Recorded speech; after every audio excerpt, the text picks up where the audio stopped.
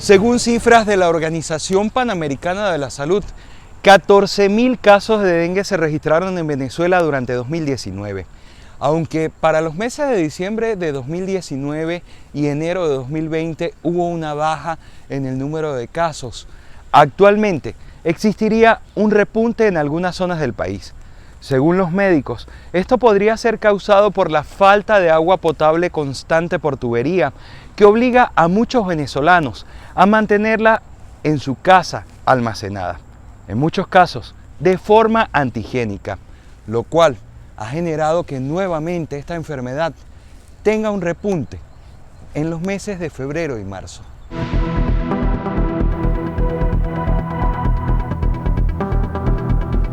Sí, hay nuevos casos. De hecho, estamos muy alarmados porque todavía no ha comenzado la época de la lluvia, porque el Aedes aegypti es el causante de la enfermedad, el mosquito, y es precisamente por eso, porque no hay el adecuado almacenamiento del agua, y en el agua limpia es donde nace y crece ese mosquito. Hay una situación que podría poner en riesgo su vida, y es no asistir a los controles médicos correspondientes. Automedicarse podría complicar su cuadro clínico y llevarlo a consecuencias fatales.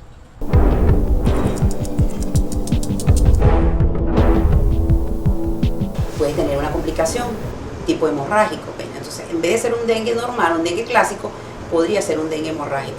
¿Por qué? Porque el paciente se toma un AINE, que es como yo le dije, el ibuprofeno, ketoprofeno, y esos AINES lo que hacen es que complican al paciente y se produce la hemorragia. Ahora vamos al estado Zulia. Allá se encuentra nuestro compañero Edwin Prieto.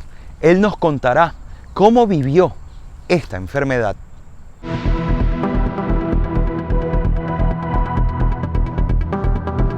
Así es, amigos de Impacto Venezuela, yo soy uno de los tantos venezolanos que durante los últimos años ha padecido de enfermedades. Me dio dengue hemorrágico, una enfermedad que comenzó con una alta temperatura que no se me bajaba con cualquier tipo de medicamento, muchos dolores musculares y sentía todos los órganos inflamados.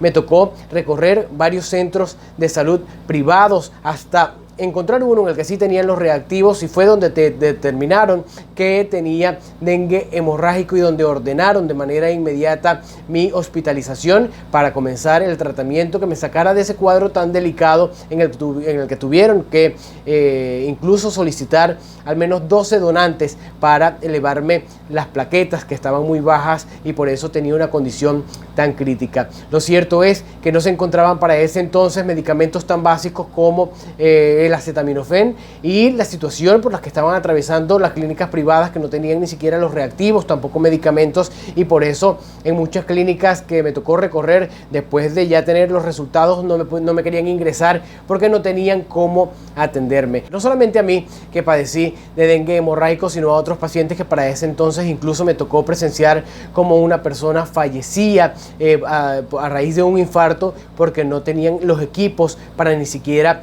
brindarle los primeros auxilios. Esto que ustedes ven a mis espaldas es la cama de mi cuarto, es mi cama.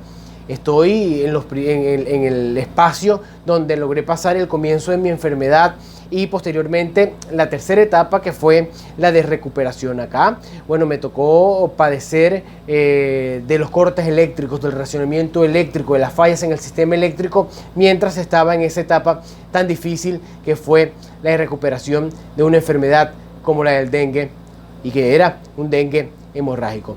Desde el estado Zulia para Impacto Venezuela, Edwin Prieto. Gracias a nuestro compañero Edwin Prieto desde el estado Zulia. Acá en el estado Táchira, aunque no tenemos repunte de casos ni un brote de dengue, persiste la alerta epidemiológica debido a la aparición del vector propio de la temporada de sequía. En la semana epidemiológica número 9 vamos con 62 casos de dengue no confirmados porque todos los pacientes que nos han reportado no tienen el IgM realizado. Obviamente, a comparación del primer trimestre del 2019 al primer trimestre del 2020, hemos disminuido los casos. Las jornadas de abatización y fumigación de las comunidades para eliminar criaderos del mosquito patas blancas han sido difíciles en el estado Táchira por falta de personal y el grave desabastecimiento de combustible. Sin embargo, la Dirección de Salud Ambiental cumplió con el 75% de la meta establecida el año pasado. Tenemos un déficit personal más del 65%. En cuanto a unidades, gasolina, ¿cómo hacen para cumplir con la jornada? En los equipos de fumigación, sí tenemos algunos equipos de fumigación, poco a poco hemos venido solventando para lograr el objetivo. Obviamente nosotros utilizamos el gasoil como diluyente del insecticida, obviamente sí ha sido un poco complicado conseguir el gasoil, pues porque obviamente pues, es un estado que sufrimos por el tema de combustible y gasoil como tal. Lamentablemente en el estado Táchira no hay cultura preventiva frente al dengue. Hemos intensificado las jornadas para promocionar, a educar a la población. No solo a eso, también hemos trabajado con la Dirección de Educación y Zona Educativa un programa aparte que es la jornada de salud a la escuela, donde otorgamos las sesiones educativas para informar a la población cuál es el debido almacenamiento de agua, hacemos las nebulizaciones, fumigaciones y también ahorita vamos a empezar a trabajar nuevamente con el plan de desparasitación de las escuelas. El año 2019 cerró con más de 1.500 casos de dengue en el estado Táchira, siendo los municipios con mayor incidencia San Cristóbal, Cárdenas, Junín y Fernández Feo. Aunque el 80% de los casos no tuvieron riesgo de alarma, se mantuvo la alerta epidemiológica para evitar contingencias. Es la información que manejamos desde el estado Táchira y con ella nos vamos al estado Lara con nuestro compañero Ramón Vélez.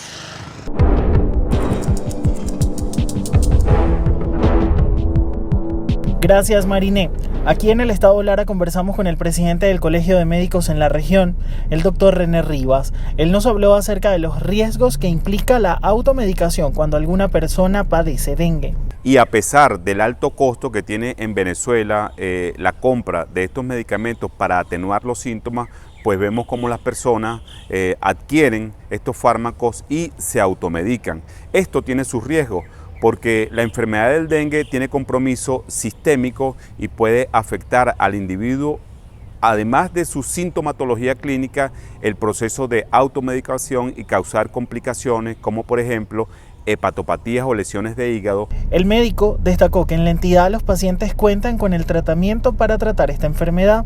Aparte de ello hay exámenes que se hacen que son de alto costo en Venezuela, pero son accesibles a un estrato determinado de la población y puede comprobarse bajo determinaciones serológicas la presencia del dengue. Hasta que no se tenga un diagnóstico preciso, clínico y paraclínico, en este caso la serología, pues no se puede instaurar un tratamiento que sea específico para tratar la enfermedad del dengue. También el secretario de Salud en la entidad, el doctor Javier Cabrera, sostuvo que en esta región del occidente de Venezuela durante el año pasado la cifra de dengue disminuyó en un 60%.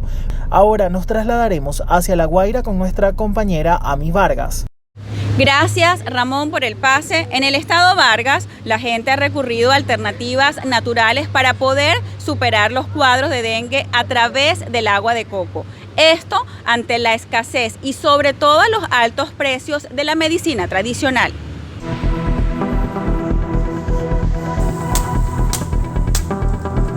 El agua es muy frecuente, lo deben buscar mucho para el dengue. El mes de enero fue fuerte, hubo bastante epidemia de dengue. El mes de febrero y ahorita lo que va del mes ha estado más suave. Pues sí, la gente viene y pregunta, el agua de coco es buena. Ahorita también lo combinan con un poquito de leche condensada, el agua de coco con leche condensada, y eso ayuda a subir las plaquetas. Aunque es común escuchar en Venezuela que el agua de coco ayuda a subir las plaquetas, para el doctor Bernardo Guerra, miembro del Colegio de Médicos de Vargas, esas opciones las han tenido que tomar los venezolanos, producto del bajo poder adquisitivo que tienen, con un salario mínimo que no llega ni siquiera a $6. Anteriormente, la gente trataba de subsanar sus enfermedades con naturalidad, con la naturaleza. Pero ahora se nos ha agregado un elemento no previsto, sobre todo en nuestro país, el tema de la poca capacidad adquisitiva que tienen las personas, los ciudadanos, para tener el acceso a los medicamentos. Recuerda que los trabajadores tienen un salario mínimo de 250.000, anexo a un bono de alimentación, y eso no les permite ni siquiera, comer.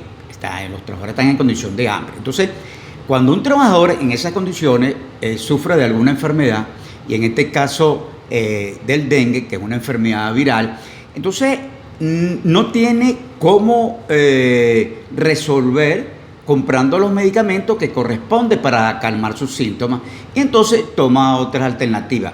Esta es la cara de la realidad que día a día deben enfrentar los venezolanos que están expuestos a padecer incluso de una simple gripe, porque si no tienen para comer, mucho menos tienen para curarse alguna enfermedad.